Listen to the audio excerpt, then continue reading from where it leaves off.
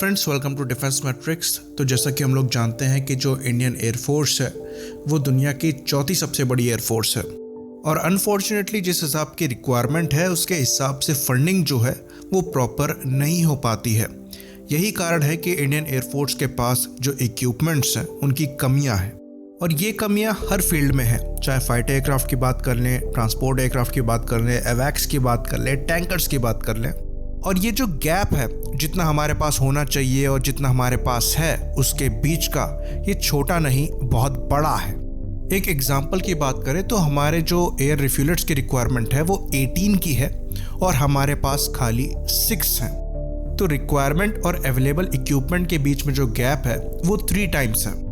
ऐसा similar gap हमारे fighter squadrons में भी है। रिक्वायरमेंट 42 स्क्वाड्रंस की है पर हमारे पास 30 के आसपास जो है वो स्क्वाड्रन अवेलेबल है।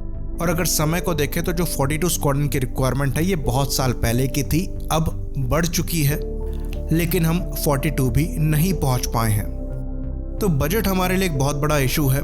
किसी भी प्रोजेक्ट को सैंक्शन करने के लिए हम सालों का समय नहीं लगाते हैं, हमारे यहाँ दशकों का समय लगता है। हमारे ऑलमोस्ट जो सारे फाइटर एयरक्राफ्ट हैं उनमें air to air refuelling probe है। तो हमारे पास करीबन 600 के आसपास फाइटर एयरक्राफ्ट हैं, जिसमें से 500 के आसपास जो फाइटर एयरक्राफ्ट हैं उनमें रिफ्यूलिंग प्रोब है और उनके लिए हमारे पास टोटल 6 टैंकर हैं जिनकी जो सर्विसेबिलिटी है वो खाली 49% है।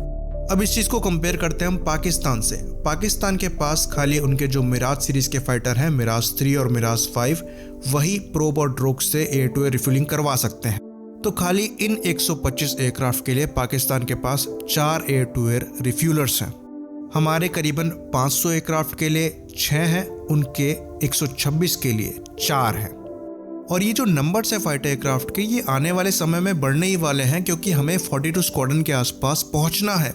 तो हमारी जो टैंकर्स की रिक्वायरमेंट है वो 18 से भी ज़्यादा होने वाली है।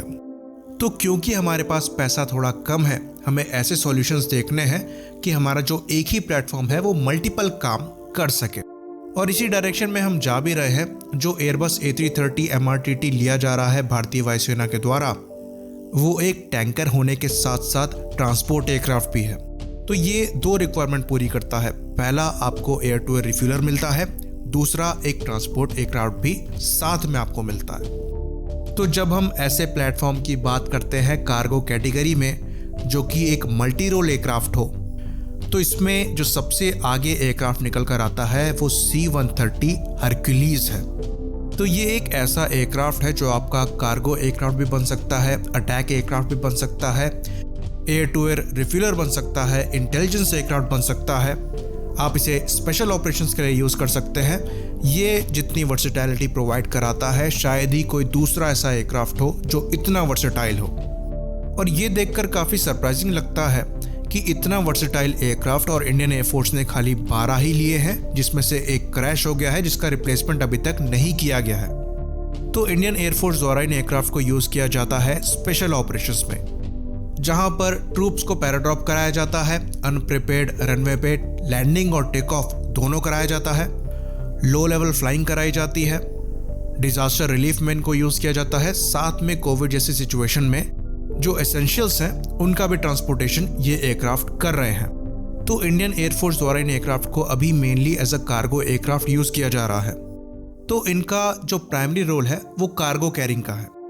तो कई लोगों के ऐसे क्वेश्चन होंगे कि क्या इन एयरक्राफ्ट को as an air to air refueller में कन्वर्ट किया जा सकता है?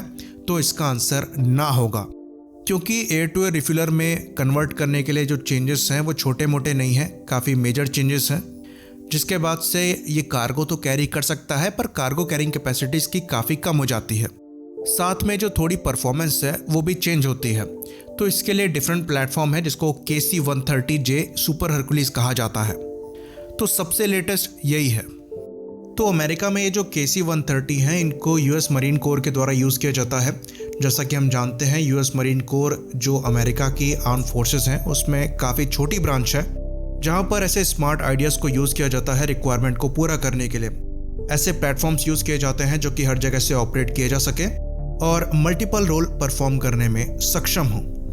तो KC-130J की बात करें, इसकी जो फ्यूल कैरिंग कैपेसिटी है वो 27,215 किलोग्राम्स की है। और ये जो फ्यूल है ये अपने खुद की फ्लाइट में भी यूज़ कर सकता है, तो इसकी रेंज भी काफ़ी ज़्यादा होने वाली है। साथ में एडिशनली ये 11,000 किलोग्राम का फ्यूल कैरी कर सकता है अपने इंटरनल फ्यूसलाज में, जो कि एक एल्युमिनियम फ्यूल टैंक में रखा जाता है। बाकी ये एक्सटर्नल टैंक भी कैरी करता है जहां पर फ्यूल रखा जाता है। तो ये जो इंटरनल एल्युमिनियम फ्यूल टैंक है इसको हटाकर कार्गो कैपेसिटी को बढ़ाया भी जा सकता है, तो वहाँ भी अच्छी खासी फ्लेक्सिबिलिटी जो है वो मिल जाती है।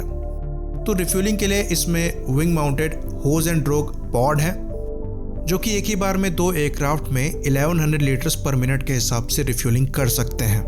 तो अपनी लो स्पीड हैंडलिंग क्वालिटी की वजह से ये जो एयरक्राफ्ट हैं वो हेलीकॉप्टर्स तक में रिफ्यूलिंग करवा सकते हैं। तो KC-130 के जो इंजन्स हैं उनको मॉडिफाई किया गया है। थोड़ी सी ज़्यादा पावर यहाँ से निकाली जाती है इलेक्ट्रिक फ्यूल पंप्स के लिए, जो कि रिफ्यूलिंग कराने में मदद करते हैं, जिसकी वजह से जो इनके इंजन की परफॉर्मेंस है वो थोड़ी कम है। एफिशिएंट है पर पावर कम है। इसके एक और एडवांटेज की बात करें तो ये ग्राउंड में जो दूसरे प्लेटफॉर्म है, चाहे हेलीकॉप्टर्स हो गए, दूसरे व्हीकल्स हो गए, उनमें रैपिड रिफ्यूलिंग करवा सकते हैं। तो वहाँ पर ये करीबन 2300 लीटर्स पर मिनट के हिसाब से रिफ्यूलिंग करवा सकता है। तो यहाँ तक तो बात हो गई KC-130 एज अ रिफ्यूलर। अब आगे हम बात करते हैं एक ऐसे वर्जन की जिसके रिक्वायरमेंट इंडियन एयरफोर्स की तो नहीं है, पर सेम प्लेटफॉर्म को इसमें कन्वर्ट किया जा सकता है। जो ये वर्जन है इसको कहते हैं हार्वेस्ट हॉक, जहाँ पर हॉक का मतलब है हरकुलिस एयरबॉर्न वेपन किट। तो यहाँ पर KC-130 को वेपन से इंटीग्रेट कर दिया गया है। तो क्योंकि एयरक्राफ्ट ज़्यादा फ्यूल कैरी कर सकता है, इसलिए ये लंबे समय तक हवा में रह सकता है। तो इसे एज एन ओवरवॉच एयरक्राफ्ट की तरह यूज़ किया जा सकता है, जहाँ पर जो आपके ग्राउंड सोल्जर्स हैं वो नीचे मिशन परफॉर्म कर रहे हों और ज़रूरत पड़ने पर ये उनको एयर सपोर्ट प्रोवाइड करा सकता है। तो इस चीज़ के लिए इस एयरक्राफ्ट में लगाई जा सकती हैं हेलफायर मिसाइल्स और ग्रिफिन मिसाइल। ये दोनों एयर टू ग्राउंड मिसाइल्स हैं, जिसमें हेलफायर की जो रेंज है वो अराउंड 12 किलोमीटर्स है, वहीं पर ग्रिफिन की बात करें तो ये अराउंड 20 किलोमीटर्स है। बाकी इससे बॉम्बिंग भी कराई जा सकती है और ये प्रिसीजन गाइडेड जो बॉम्ब्स हैं उनको भी ड्रॉप कर सकता है। फ्यूचर में इसमें 30 मिलीमीटर की एक कैनन को भी लगाने का प्लान है। तो ये एक बार में करीबन 4 हेलफायर मिसाइल्स को कैरी कर सकता है और 10 के around Griffin GPS guided missiles को भी कैरी कर सकता है। तो इसमें टारगेट साइट वगैरह को भी इंटीग्रेट किया गया है और एक वेपन सिस्टम ऑफिसर बैठता है जो कि ये वेपन्स फायर करता है। तो हमारे यहाँ जो ऐसे एयरक्राफ्ट हैं उनकी रिक्वायरमेंट काफ़ी कम है, पर ये जो KC-130 प्लेटफॉर्म है ये इसमें अपग्रेड किया जा सकता है। तो इंडियन एयरफोर्स को इन एयरक्राफ्ट को कंसीडर करना चाहिए, क्योंकि ये 2 रिक्वायरमेंट पूरी करते हैं। पहली ट्रांसपोर्ट एयरक्राफ्ट की, दूसरी टैंकर्स की।